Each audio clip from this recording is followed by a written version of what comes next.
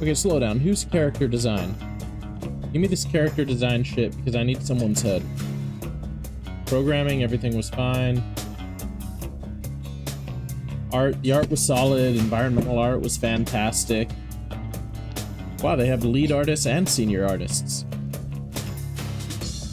1 environmental and 35 seniors. Don't I fucking know it.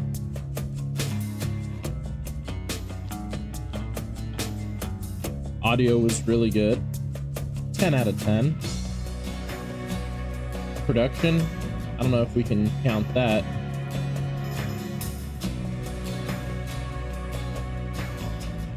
The ending was definitely a little bit abrupt, but I'm down with it.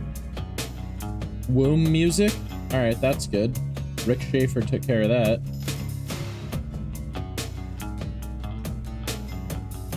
Character models were good.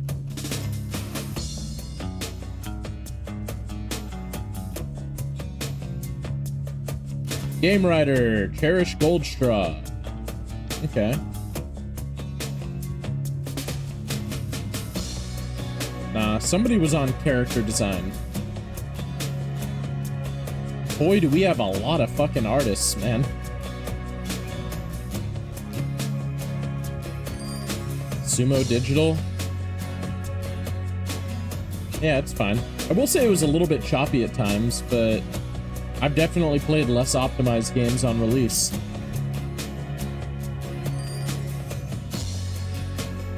Alright. Level design was good. Good shit.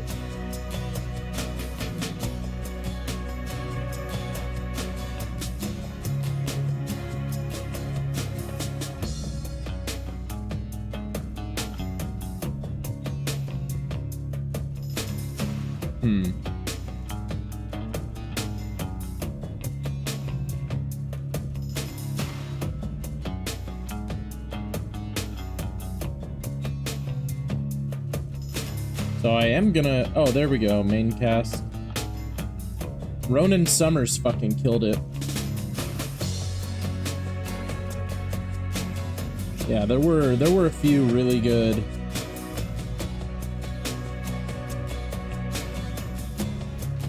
Wish I could slow it down on occasion. Amanda Huddleston. You did drop the ball a little bit on the writing, Amanda.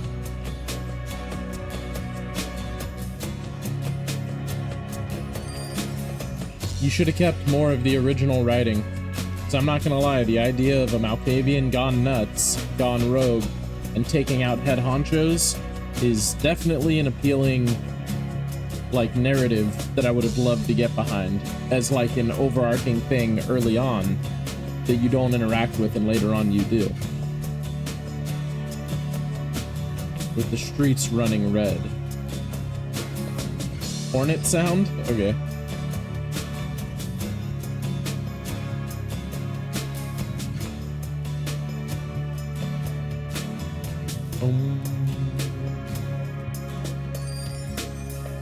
But as a whole, how to rate it?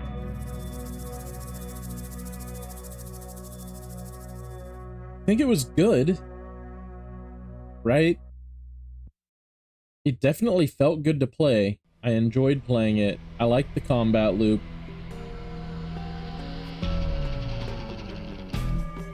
The characters left a little bit to be desired across the board. Rather than a constant array of new characters for Vampire 1, you have the same characters you sit with for much longer, but they don't seem any deeper than the Vamp 1 characters. So that's shaky. So I dock a point for that. Character diversity. There wasn't much diversity of characters. You either had strong independent woman who don't need no man, Mistress Thorn, ultra simp guy, or jobber guy. 4 characters. Oh, or Nico. So we had 5 character archetypes. The most interesting character was luckily the character we got to sit with the longest, and that would be Fabian. Right, so that was good. Would have liked more time with Fabian. Or honestly, inject Fabian into a dude. That'd have been sick.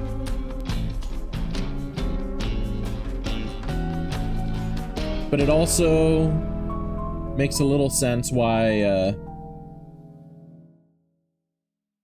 they would toss Malkavians from the main game clan list. Every ability being a combat ability when you're not Fabian, I'll dock a second point for that. So with those three things docked, 7 out of 10, because the story was good enough. The gameplay loop was a lot of fun. I was always looking forward to coming back to it, you know, and the same can't be said of a lot of games I've played. Like even the tail end of Final Fantasy VII Rebirth, I was feeling it at the end, man. I didn't want to come back. I was putting it off. And then right now, I sure as shit don't want to go back to, what's it called? Tekken. That game can eat shit at the moment. People? Oh, good. I'm glad we had Christy DeGraff as a people partner. Inclusion and belonging? They didn't include any badasses. IT admin and purchasing assistant? Great. So overall, I think 7 out of... considering that it was expected to be an utter dumpster fire, I think a 7 out of 10 is not half bad. And really, 7.5? Because the story hit, you know, we're taking hits for characters. And we're taking hits for, the story. Special thanks to Hardsuit Labs. Bro, I would not want my name in that list right now. Thanks for letting us use your upscaling. Yikes.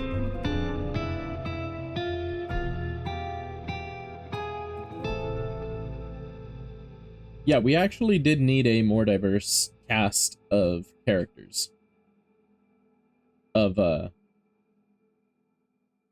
Of head honchos, of people with power.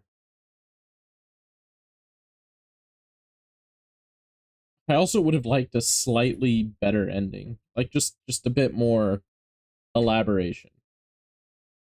A couple cutscenes. One more conversation with Lou. But yeah, 7.5 out of 10. What happens if I click continue?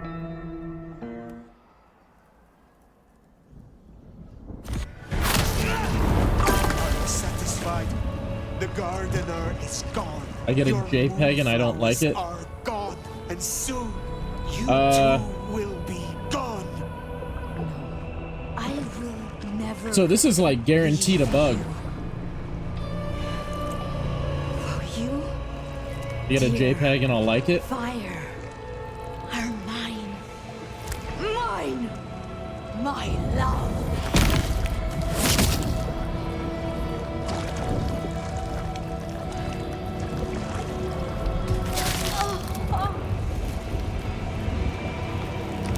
Yeah, I did only get a JPEG.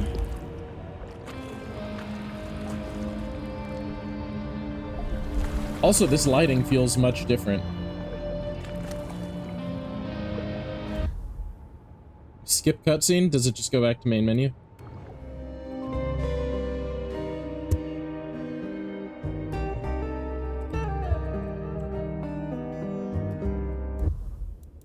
I want to skip this cutscene too. Her body ragdolled hard. A night yeah, of it did. chaos, of fires, of rioting, hallucinations. Inundations brought on by chemical fumes. You know the spin. Sure, folks died. They called it Red Christmas. Investigation. Alright, back to main menu. So now we know it did save there. That's where they called it. And that leaves me in a precarious situation. Because I thought the final sequence would be more than 40 minutes. Now, to be fair, it was a decent final sequence. It reminded me a lot of the sun up at continue turned into a view ending button. Yeah, it did. It fucking did, man.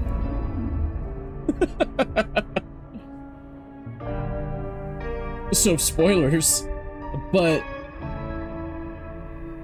no, the sequences were good. I think I'm upping the level design. The sewers in this game, like the underground, were about as good as the sewers in Bloodlines 1. Maybe a little bit better.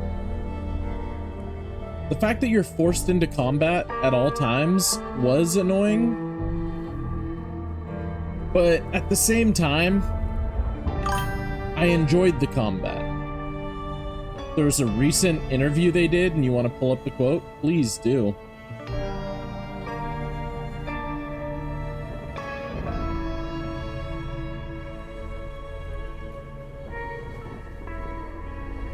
Yeah.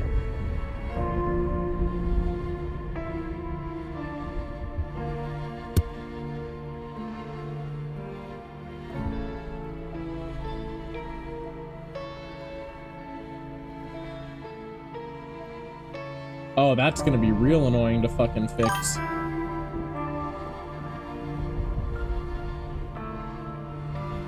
I came in and went, we can't make Bloodlines 2, we can't make Skyrim, but we can make Dishonored. Fuck.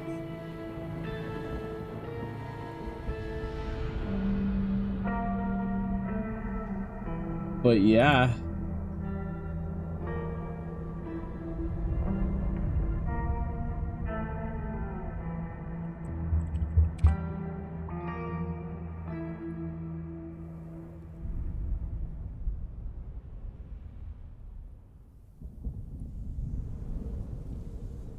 Uh-huh.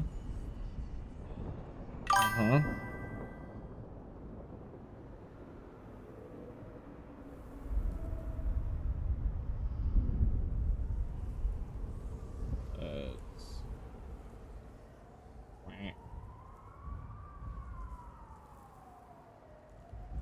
Right from the word go, there was one of the producers, then at Paradox, who I'm still friends with, who's now with another publisher. He explained we used to sit there and go and have these planning sessions of how do we get them to not call it Bloodlines 2.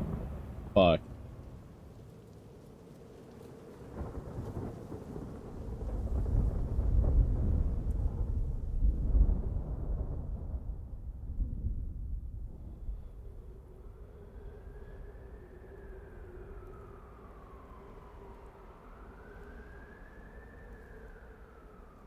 Here, let's adjust this.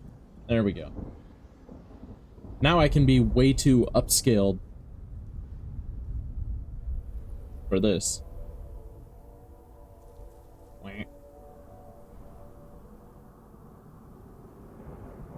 There we go. Yeah, I mean, here's the thing. It kept the Bloodlines feel all the way through. It's just, it wasn't perfect. And sure, it was never gonna be perfect.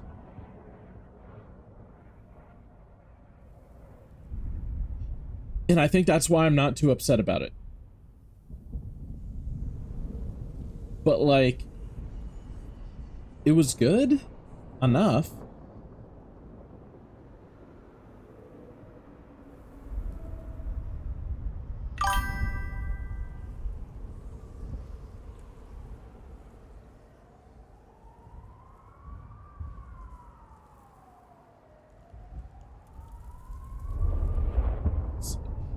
This. There we go. I It feels like the most important thing we do here is to come at this and say this isn't Bloodlines 2. You can't make Bloodlines 2. There's not enough time, there's not enough money. Ouch. He continued, in Bloodlines 1 came out at a really interesting period in game development, when it was the same time as games like Stalker and Shenmue, when you could ship a really ambitious game that was full of bugs and holes, was totally flawed, but the ambition was really exciting. A lot of those games, they're real cult games now, but they weren't very good when you actually broke them apart and analyzed them. They had great ideas, wonderful ideas, players loved them, but you couldn't get away with it now. I mean, that's true to an extent, but also fuck that. The idea that you couldn't get away with it now, it's like they weren't good. Like, no, they're good because players love them. Like, players love them because they're good. It's that easy. Trying to recreate that magic in a different environment felt wrong-headed. No one would be happy. You wouldn't make people who loved Bloodlines 1 happy. You wouldn't make people who didn't know about Bloodlines 1 happy, because they'd never get Bloodlines 2, and they'd always get a flawed game that was built too fast and with not enough money. Although I will say, is like 8 years really too fast? Now, I agree with the not enough money shit. But like,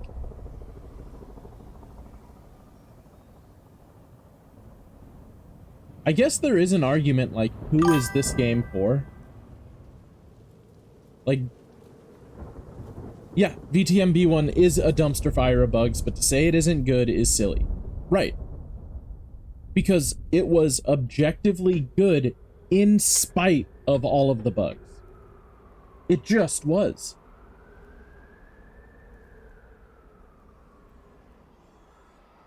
Like, there were so many good things about Bloodlines 1, some of which got captured in Bloodlines 2. The atmosphere was really good in 2. You feel like a vampire in 2. You feel like a vampire in 1. The world honestly felt a little bit more lived in 2 than it did in 1. Which is good. Atmosphere was similar between the two. And then we flip. What about, you know, the writing? You don't need perfect everything to make a good game. Exactly. And that's what everybody's figuring out with the rise and success of games like Ball X Pit and Mega Bonk and, you know, insert top tier Steam game right now. And then if you want to flip to maybe you do need perfect everything, we can look at a game like Expedition 33, which is the next game I'm going to be playing. Real excited for it.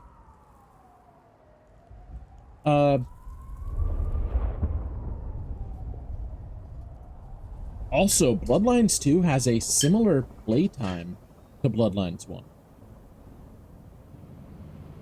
And I think the level design was actually a lot better in 2.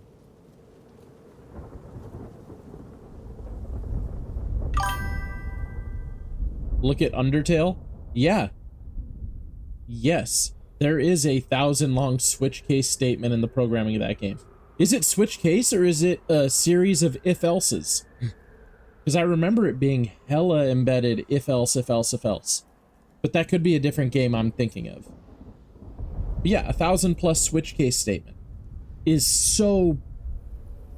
The thing, it's inefficient, but if it fucking works and your game doesn't have a high enough load, then who cares if it's inefficient? It's gonna run on everything. So that's good.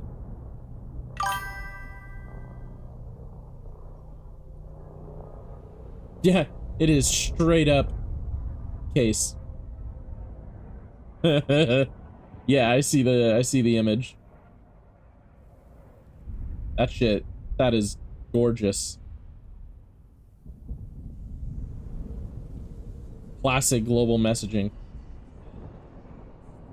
Just a long series of cases. Which is like horrendous programming stuff. But you know what? Fuck it. So I don't know. As a whole, I am really happy with Bloodlines 2. I'm sad that this game means there probably won't be a Bloodlines 3. Actually, there might be. Fucking now that Paradox Interactive has the White Wolf rights, we've been seeing a lot of games popping up. You've been eyeing Clair Obscur, but you haven't had the money for it. Dude, I've been deliberately avoiding anything to do with Clair Obscur because I don't want to get spoiled, and I hear that spoilers are a massive thing because the story's really fucking good. So, I'm jazzed to play that shit.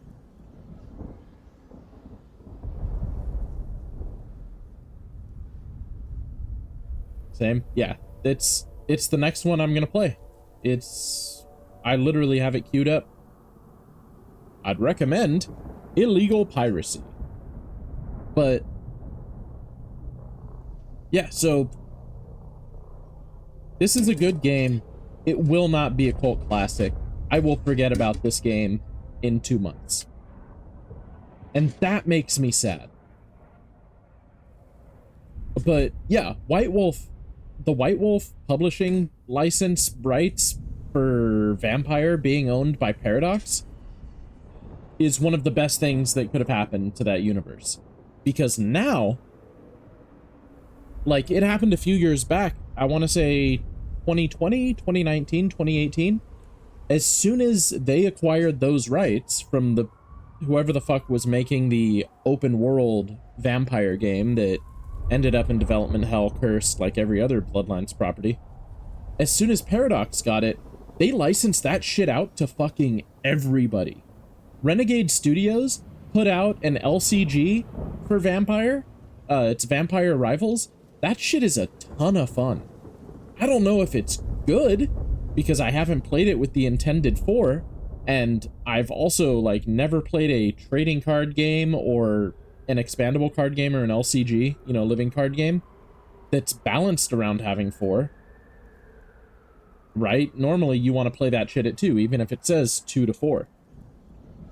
But the game looks so, like, it's one of the few games that I'm like, if we had 4, this shit would absolutely slap.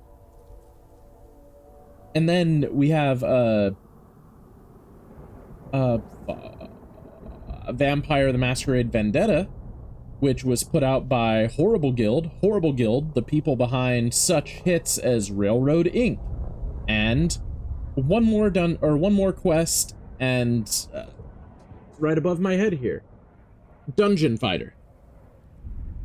Right? These guys just put out top-notch games. And Vampire the Masquerade Vendetta, absolute top-tier bluffing and area control and deck building game. It is so good. I've played it like 5 times or 4 times now. All 4 games were a ton of fun. I can't stress enough how good it is. Like, to the point where if you're even slightly interested, yeah, and I highly recommend. Also, we gotta get you out here for a few game days. That would be absolutely sick. It'd be the only time I go back to any Tekken tournaments until Season 3 drops. But anyway, those are just 2 of the Vampire titles that came out. There's also a legacy game that got put out, Heritage. You know, another board game. And that one is also, like, from what I hear, it's fantastic. And it plays similar to King's Board or King's Rule or whatever. The legacy game that got all the hype. It's like, hey, what if that was vampires? Where you and a table are writing out the histories of, you know, 700 years of vampire history. Like, that's sick. So, yeah, I remember the original pitch for Bloodlines 2, and we didn't get that. The story, yes, it would have been very ambitious. Again, the initial story was going to be you start off as a fucking thin blood, and you Diablerize your way up the ranks. You know, first third of the game, you're a thin blood doing thin blood stuff, getting bullied around. You Diablerize your way up to, you know, being stronger. Or maybe it was Tremere blood magic shit. Either way, plot reasons. Now you're a more advanced vampire, running your way through the town and whatever. And your relationships change because of that. And then for the last third of the game, you're actually a top tier badass. Or maybe it's just the last act, but either way, you know? And the story was going to be similar to this. However, the main underlying story was there's a crazy Malkavian going around, killing off the heads of everybody. Like, everyone in power, whether they're anarchs or rebels or, you know, they're effectively the Rebar Killer if there wasn't a cop-out with the Rebar Killer being fucking Lou, right? That was gonna be sick. And, like, he was gonna try to recruit you to his side. Or do you get recruited, right? You know, that's classic vampire style. And while dealing with his mystery, you're not dealing with the fucking look at my arm, it's all fucked up thing. I doubt you were gonna have Fabian. So it was gonna feel a little bit more isolated. But as a whole, I like that plot a bit more. You know, I made the comparison before somebody was talking about the story and I put 2 and 2 together. But the original God of War, your story is your fucking Kratos. And, you know, you're pissed and you want to kill a god. And the gods are like, hey, we don't really see this guy as a threat, so let's send mooks at him. And those mooks level him up to where he's strong enough to take down a god, and then when they're finally like, okay, I'll deal with you myself, it's too late and he kills him. Literally the plot of Bloodlines 1 as well. And then God of War 2, Kratos is already a badass. Something happens and he loses, you know, a significant chunk of his power, but, you know, he's still a badass. And he slowly goes through the game and makes a return to form, ultimately becoming the badass again. In this game, you start off as a badass whose power has been sapped for reasons, and you slowly regain your power as you play through the game, and it's a return to form. So, I get the mirroring there, but yeah, can't say I'm disappointed, but well, I can, and I will, because I am. But it could be worse, right? I will say, I kind of feel like starting another playthrough and just being a fucking asshole. Just violate the Masquerade left and right, eat shit, you know?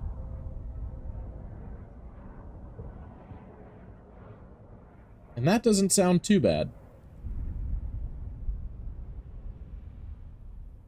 But for now,